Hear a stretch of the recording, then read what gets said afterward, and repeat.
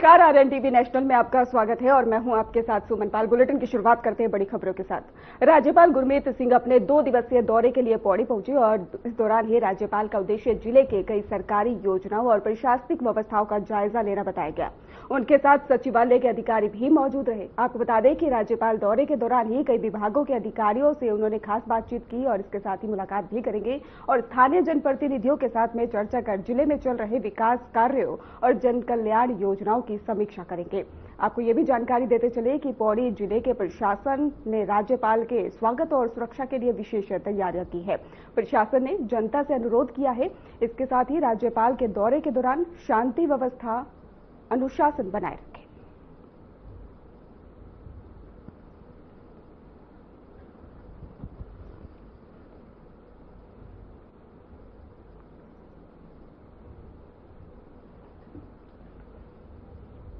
उत्तराखंड के मुख्यमंत्री पुष्कर सिंह धामी ने नई दिल्ली में मौजूद प्रधानमंत्री नरेंद्र मोदी से मुलाकात की और कई मुद्दों पर उनका मार्गदर्शन प्राप्त किया है। इस दौरान ही मुख्यमंत्री ने प्रधानमंत्री को रामनवमी के पावन अवसर पर शुभकामनाएं दी हैं। मुलाकात के दौरान ही सीएम धामी ने प्रधानमंत्री को मां सुरकंडा देवी की भी प्रकृति भेंट की है और इसके साथ ही उन्होंने बद्री गाय का भी घी, पहाड़ी क्षेत्रों से मंगाए गए राजमा की 5 किस्में और शहद भी उपहार स्वरूप दिया। सीएम धामी ने पीएम नरेंद्र मोदी की खास मुलाकात रही, जहां पर नई दिल्ली में यह अहम बैठक भी हुई है। इसके साथ ही आपको बता दें कि पीएम मोदी ने मार्गदर्शन दिया और रामनवमी पर सीएम धामी ने पीएम नरेंद्र मोदी को शुभकामनाएं दी है। सीएम धामी ने खास प्रधानमंत्री को उपहार भी दिए हैं, जैसे राजमा, और इसके साथ ही 5 किस्में भी उन्होंने उपहार में दी है। आपको जानकारी दे दें कि सुरकंडा देवी की प्रकृति भेंट भी की गई है। तो पीएम नरेंद्र मोदी की खास मुलाकात सीएम धामी के साथ रही।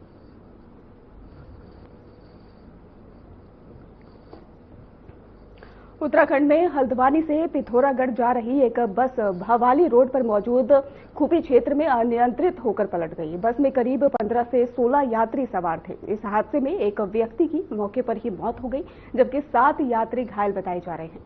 आपको बता दें कि मुख्यमंत्री पुष्कर सिंह धामी ने घटना पर गहरा शोक व्यक्त करते हुए स्थानीय प्रशासन को राहत और बचाव कार्य में तेजी लाने के निर्देश दिए। उन्होंने साफ तौर पर कहा कि गंभीर रूप से घायल यात्रियों का आवश्यकता पड़ने पर एयरलिफ्ट किया जाएगा ताकि उन्हें बेहतर इलाज मिल सके। घटना की सूचना मिलते ही एसडीआरएफ की टीम उप निरीक्षक के नेतृत्व में मौके पर पहुंची और तुरंत ही रेस्क्यू अभियान शुरू किया गया। टीम ने बस में फंसे घायलों को बाहर निकालकर प्राथमिक उपचार के लिए नजदीकी अस्पताल भी भेजा, जहां पर प्रशासन और राहत दल वर्तमान में बाकी यात्रियों की स्थिति का भी जायजा लेते नजर आए हैं। आपको बता दें कि घटनास्थल पर सर्च ऑपरेशन लगातार जारी है। तो नैनीताल से आपको खबर बता रहे हैं, जहां पर फिलहाल घायलों को जिला अस्पताल में भर्ती करा दिया गया है। इसके साथ ही सुरक्षा व्यवस्था को लेकर भी लगातार सवाल खड़े हुए। हल्द्वानी पिथौरागढ़ में ये बस हादसा हुआ, जहां पर यात्रियों से भरी बस पलट गई और हादसे में एक की मौत, 7 यात्री घायल बताए जा रहे हैं। वहीं इस पूरी घटना पर सीएम ने गहरा दुख भी व्यक्त किया।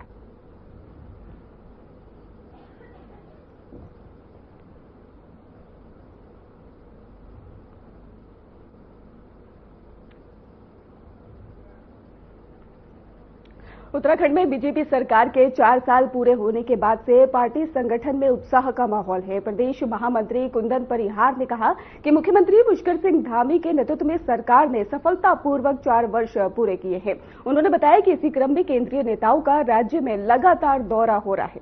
प्रधानमंत्री नरेंद्र मोदी के प्रस्तावित उत्तराखंड दौरे को लेकर कार्यकर्ताओं में खासा उत्साह देखने को मिला, जो कि उनके राज्य के प्रति आत्मीय लगाव को दर्शाता है। कुंदन परिहार ने कहा साफ तौर पर कि यदि प्रधानमंत्री का दौरा तय होता है तो उनका भव्य स्वागत किया जाएगा।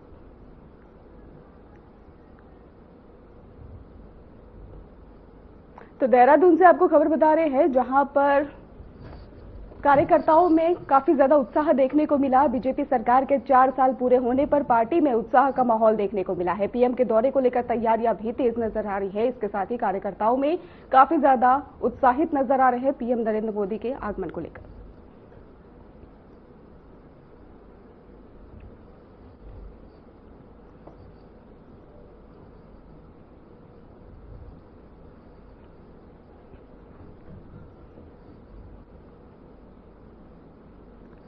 सोमेश्वर विधानसभा क्षेत्र में कैबिनेट मंत्री रेखा आर्य ने ताकुला मंडल के बताया जा रहा है कि यहां पर झसलना खाड़ी सनोली में ही यहां पर ये जानकारी सामने आई थी, जहां पर भैसोड़ी गांव में जन मिलन कार्यक्रमों के दौरान ही ग्रामीणों की समस्याएं सुनी गई और कई विकास कार्यों के लिए कुल 22 लाख रुपए विधायक निधि से देने की घोषणा की गई है। इस दौरान ही सड़क निर्माण, मंदिर सौंदर्यीकरण, जल आपूर्ति, मोबाइल नेटवर्क सुधार और तार बाड़ और छात्राओं को प्रोत्साहन राशि जैसी घोषणाएं की गई है। मंत्री ने सभी लंबित समस्याओं के शीघ्र समाधान और दुरुस्त गांव तक विकास पहुंचाने का भी आश्वासन दिया।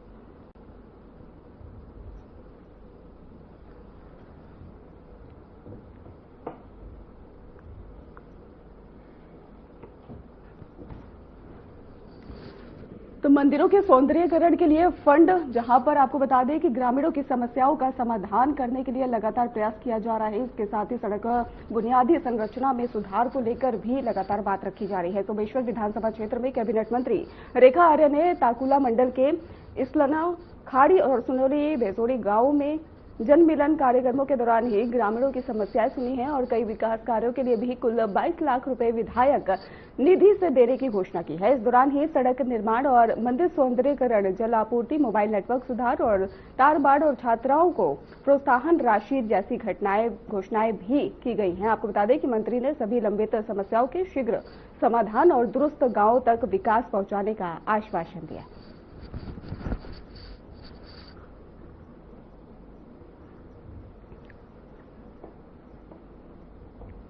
एक और अपडेट आपको बता दें, जहां पर उत्तराखंड में 28 मार्च को अर्थ ओवर मनाया जाएगा। बड़ी जानकारी सामने आ रही है, 1 घंटे के लिए ही बंद रहेंगी और जरूरी लाइटें। तो बड़ी अपडेट, जहां पर रात 8:30 बजे से 9:30 बजे तक लाइटें बंद रहने की अपील की गई है। पर्यावरण संरक्षण के लिए विशेष पहल की जा रही है और विद्युत उपकरणों का भी उपयोग रोका जाएगा। WWF इंडिया के साथ अभियान आयोजित किया जा रहा है। इसके साथ ही प्रदेशवासियों से सक्रिय भागीदारी की भी अपील की जा रही है। प्राकृतिक संसाधनों के संरक्षण का भी संदेश दिया जा रहा है।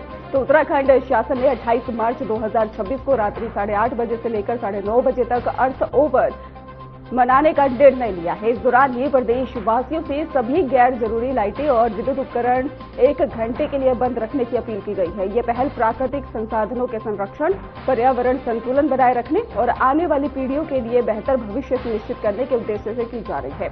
WWF इंडिया नई दिल्ली के सहयोग से यह अभियान आयोजित किया जा रहा है। प्रदेशवासियों से इस वैश्विक पर्यावरणीय पहल में सक्रिय भागीदारी निभानी और इसके साथ निर्धारित समयावधि के दौरान गैर जरूरी विद्युत उपकरण बंद रखने का आह्वान किया गया। तो बड़ी अपडेट सामने आ रही है, जहां पर पर्यावरण को लेकर नई पहल की जा रही है। इसके साथ ही आपको बता दें कि उत्तराखंड में ये नई पहल, जहां पर 28 मार्च को अर्थ ओवर मनाया जाएगा, 1 घंटे के लिए बंद रहेगी जरूरी लाइटें। रात 8:30 बजे से लेकर 9:30 बजे तक लाइटें बंद रहने की अपील की जा रही है। पर्यावरण संरक्षण के लिए विशेष पहल की जा रही है। विद्युत उपकरणों का भी उपयोग रोका जाए और WWF इंडिया के साथ अभियान आयोजित किया जा रहा है। प्रदेशवासियों से सक्रिय भागीदारी की अपील की जा रही है। इसके साथ ही प्राकृतिक संसाधनों के संरक्षण का भी संदेश दिया जा रहा है। उत्तराखंड शासन ने 28 मार्च 2026 को रात्रि 8:30 बजे से लेकर 9:30 बजे तक अर्थ ओवर मनाने का निर्णय लिया है। इस दौरान ही प्रदेशवासियों से सभी गैर जरूरी लाइटें और विद्युत उपकरण 1 घंटे के लिए बंद रखने की अपील की गई है। ये पहल प्राकृतिक संसाधनों के संरक्षण, पर्यावरण संतुलन बनाए रखने और आने वाली पीढ़ियों के लिए बेहतर भविष्य सुनिश्चित करने के उद्देश्य से की जा रही है। WWF इंडिया नई दिल्ली के ही सहयोग से यह अभियान आयोजित किया जा रहा है। इसके साथ ही आपको बता दें कि प्रदेशवासियों से इस वैश्विक पर्यावरणीय पहल में सक्रिय भागीदारी निभाने और निर्धारित समयावधि के दौरान ही गैर जरूरी विद्युत उपकरण बंद रखने का आह्वान किया गया है।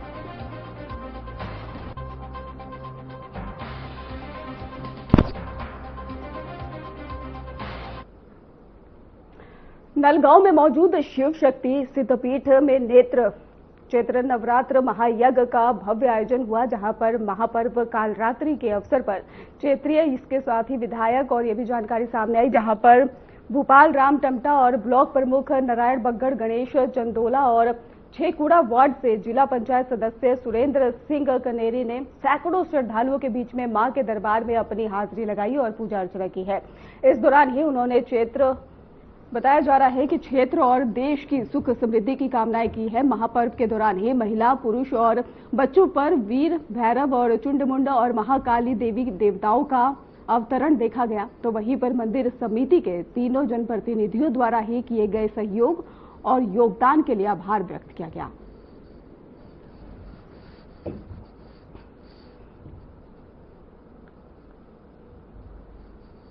तो नवरात्रि के शुभ अवसर पर जहां पर काफी संख्या में श्रद्धालु भी पहुंचे और सुख समृद्धि की कामना करते नजर आए। तो आपको जानकारी दे दें, चमोली में जहां पर नलगांव में मौजूद शिव शक्ति सिद्धपीठ में चैत्र नवरात्र महायज्ञ का भव्य आयोजन हुआ।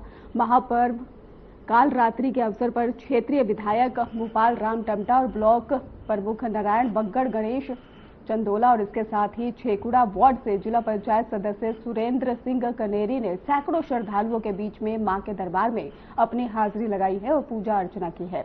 इस दौरान ही उन्होंने क्षेत्र और देश की सुख समृद्धि की कामनाएं की हैं। महापर्व के दौरान ही महिला, पुरुष और बच्चों पर वीर भैरव, चुंडमुंड और महाकाली देवी देवताओं का अवतरण देखा गया है। तो वहीं पर मंदिर समिति ने तीनों जनप्रतिनिधियों द्वारा किए गए सहयोग और योगदान के लिए आभार भी व्यक्त किया है। तो चमोली से आपको खबर बता रहे हैं, जहां पर नलगांव में महापर्व उत्सव संपन्न हुआ। विधायक प्रमुख ने हाजिरी लगाई, इसके साथ ही श्रद्धालुओं ने देवी दर्शन किया है, महापर्व पर अवतरण दिखा है और इसके साथ ही मंदिर समिति ने आभार भी जताया।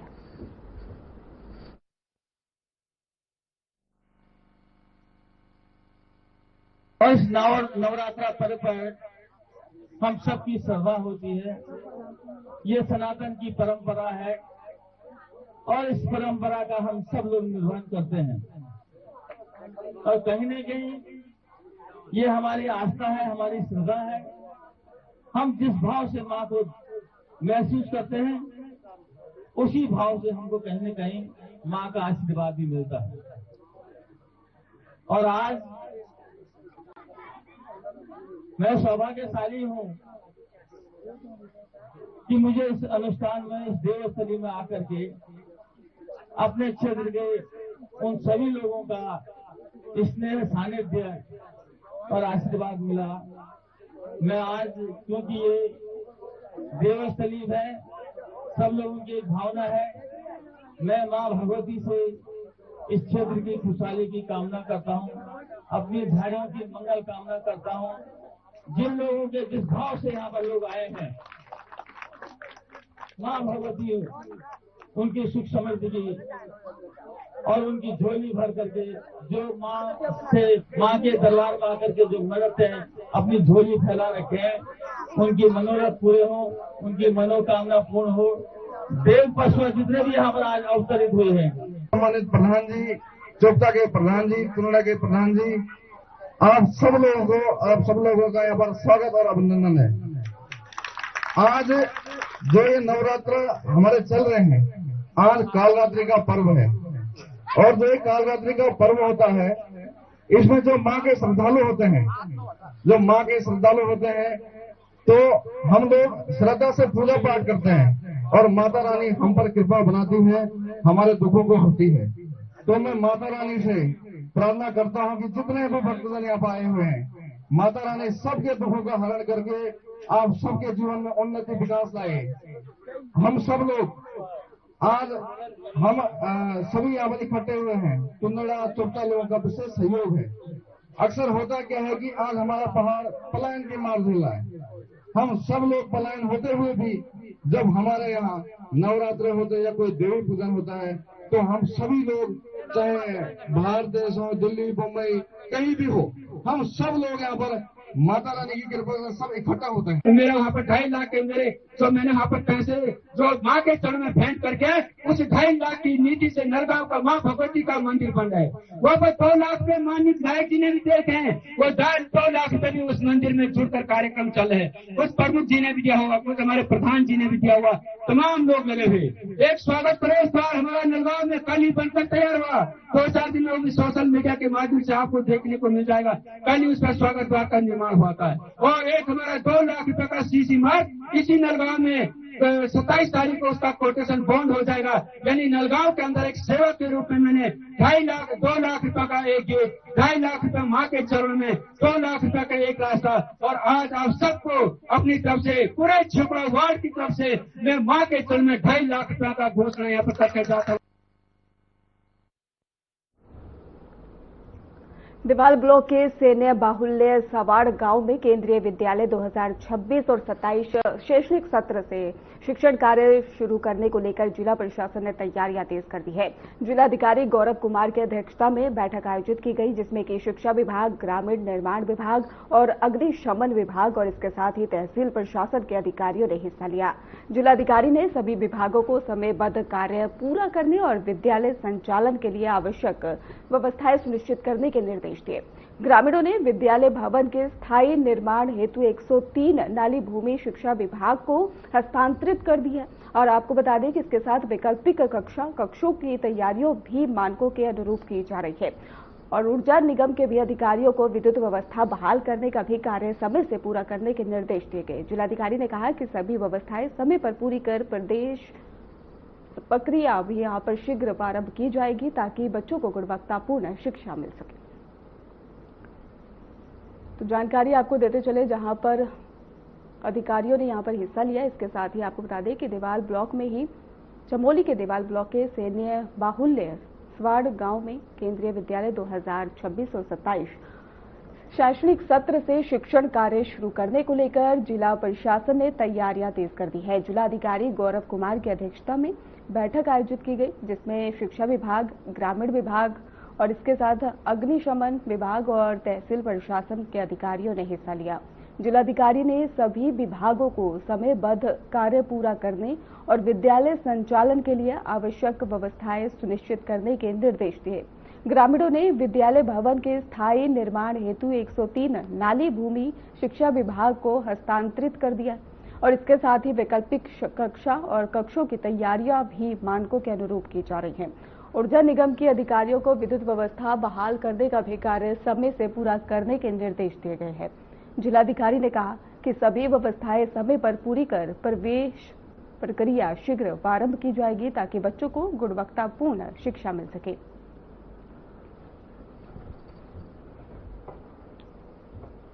चमोली में आम जनता को घरेलू गैस की नियमित आपूर्ति सुनिश्चित करने और कालाबाजारी रोकने के लिए उद्देश्य से जिलाधिकारी गौरव कुमार ने कई गैस एजेंसियां और गोदामों का औचक निरीक्षण किया। निरीक्षण के दौरान ही जिलाधिकारी ने गोपेश्वर, कोठियाल, सैंड और मिठाना और इसके साथ नंदप्रयाग में मौजूद गैस गोदामों में पहुंचकर घरेलू गैस सिलेंडरों की उपलब्धता, स्टॉक रजिस्टर और वितरण व्यवस्था की गहन समीक्षा की है।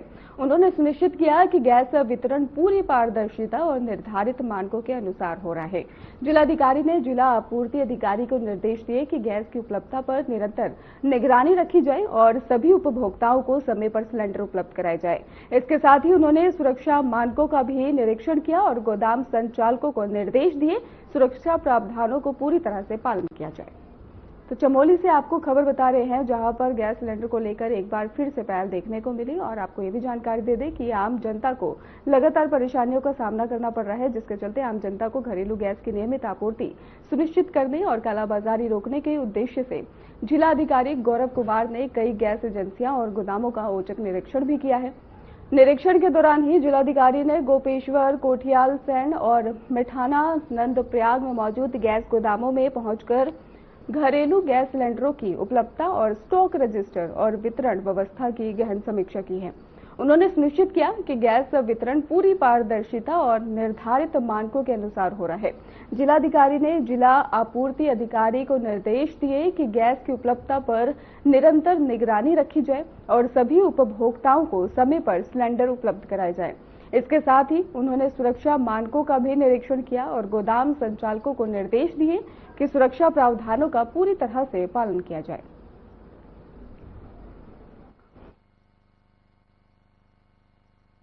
देखिए, जो मौजूदा वैश्विक परिस्थितियां हैं उसके अनुसार गैस को लेकर एक पैनिक क्रिएट हो गया है उपभोक्ताओं में। उसको देखते हुए आज सभी एजेंसियों का, खासकर नंदप्रयाग, मेठाणा, कुठियालसण और गोपेश्वर में निरीक्षण किया गया है।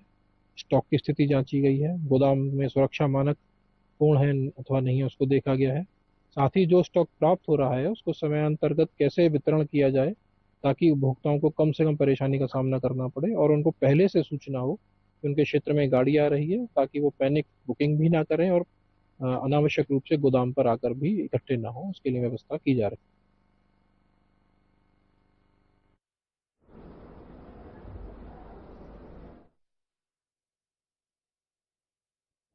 एसएसपी देहरादून के निर्देश पर शहर और देहात में ऑपरेशन नाइट वॉच के तहत ही रात्रि में सघन चेकिंग अभियान भी लगातार जारी है। 26 मार्च की रात को पुलिस ने शराब पीकर वाहन चलाने वाले 16 व्यक्तियों को गिरफ्तार कर उनके वाहन सीज किए। 14 वाहनों को यातायात नियमों के उल्लंघन पर सीज किया गया और इसके साथ ही 23 चालकों को 11,500 रुपए का जुर्माना लगाया गया। इस दौरान ही 1,420 से अधिक लोगों और इसके साथ 1,380 वाहनों की जांच की गई है। 300 से अधिक रात में घूम रहे व्यक्तियों से पूछताछ की गई है। 48 संदिग्धों को थाने लाया गया है और सार्वजनिक स्थान पर हुड़दंग करने वाले 5 लोगों को गिरफ्तार किया गया है।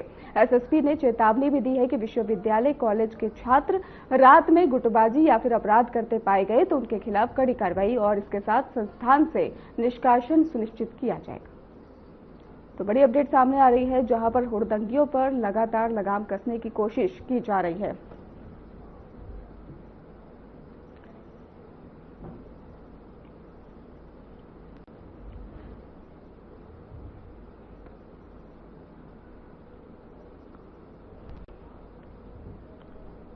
एसएसपी देहरादून ने पुलिस लाइन का वार्षिक निरीक्षण किया। निरीक्षण में परेड, शस्त्रागार और स्टोर, परिवहन शाखा, आवासीय परिसर, भोजनालय और पुलिस स्कूल की जांच की गई है। उन्होंने साफ सफाई और सशस्त्र हैंडलिंग और वाहन मेंटेनेंस, भोजन गुणवत्ता और अभिलेख, इसके साथ ही उसके नखरे के भी निर्देश दिए गए हैं। अधिकारी और कर्मचारियों से समस्याएं सुनकर समाधान सुनिश्चित करने के भी आदेश दिए गए।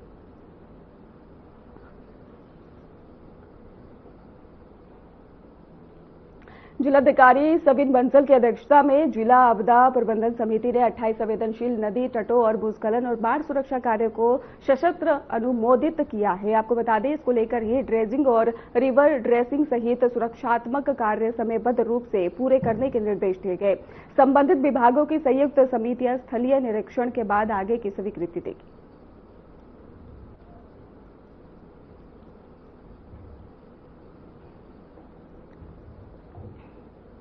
देहरादून के प्रेमनगर क्षेत्र में एक अज्ञात महिला का शव कट्टे में बंद मिला, जिसके बाद पुलिस ने चौकसी और व्यापक सत्यापन के बाद से मामले का खुलासा किया। हत्या महिला के पति रंजीत शर्मा ने की थी और पूछताछ में आरोपी ने बताया कि महिला रूपा ने पहले अपने पति को ही छोड़कर दूसरा विवाह किया था, लेकिन बाद में वापस लौट आई थी और विवाद के दौरान ही आरोपी ने महिला का गला दबाकर हत्या कर शव को जंगल में फेंक दिया। पुलिस ने 5,000 से अधिक व्यक्तियों का सत्यापन और सीसीटीवी फुटेज और जांच के बाद आरोपी को भाटोवाला से गिरफ्तार किया। फिलहाल खास बुलेटिन में बस इतना ही। आप देखते रहिए RN TV नेशनल।